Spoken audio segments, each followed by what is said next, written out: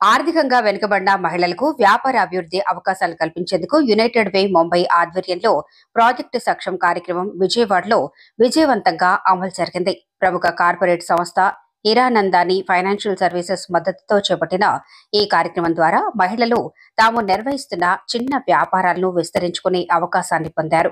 వ్యాపార నైపుణ్యాలు, వ్యాపార నిర్వహణ, ఆర్థిక అవగాహన వంటి అంశాలపై 3 రోజుల ఎంటర్‌ప్రెన్యూర్‌షిప్ డెవలప్‌మెంట్ ట్రైనింగ్ ఇవ్వబడింది.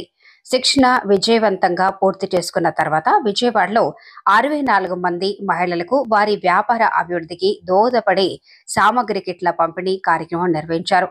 మహిళల యొక్క వారి వ్యాపార అవసరాలను దృష్టిలో పెట్టుకుని టైలరింగ్ మెషిన్లు, ప్రింటర్లు, తోపుడు బండ్లు, పిండి మర యంత్రాలు, టిఫిన్ సెంటర్ మరియు టీ స్టాల్ సామగ్రి అందజేశారు. ఈ సాధనాలు మహిళలు తమ వ్యాపారాన్ని తిరిగి ప్రారంభించేలా లేదా అభివృద్ధి చేసుకునేలా దోహదపడతాయని నిర్వాహకులు తెలిపారు. మాజీ market yard chairman Jaliparthi Gopalakrishna, United Way Mumbai team Chinmayi Patil, Swaroopa, Janasena party నాయకుడు ఎస్కే అమీర్ బాషా మరియు ఎస్సీసీఎల్ నాయకుడు జి శివాజీ పాల్గొని లబ్ధిదారులను అభినందించారు.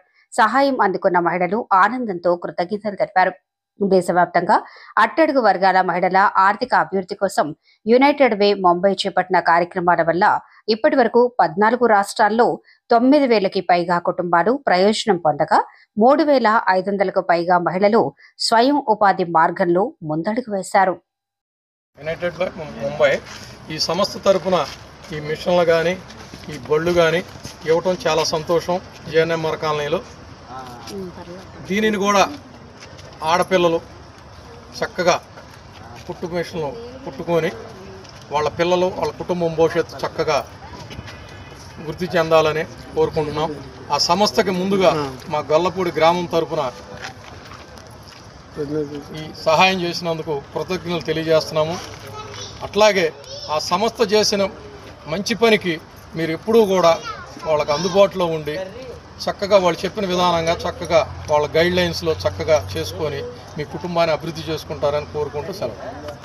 యునైటెడ్ వే ముంబై తరఫున సక్షం అనే ప్రాజెక్టులో వైఎస్ఆర్ కాలనీలో ఉన్న 64 కుటుంబాలకు మేము కుట్టు మిషన్లు, తోపుడు బళ్ళు, అలాగే జిరాక్స్ మిషన్లు, గ్రైండర్లు, ఫ్లోర్ మిల్లులు ఇచ్చాము. వీళ్ళు ఈ అవకాశాన్ని సద్వినియోగం చేసుకొని వాళ్ళ జీవనోపాధి అభివృద్ధి పరచుకోవాలని కోరుకుంటున్నాను. మా సంస్థకి అండగా నిలిచినందుకు భాషా గారికి, గోపాలకృష్ణ సార్ గారికి, శివాజీ గారికి నా కృతజ్ఞతలు తెలియజేస్తున్నాను.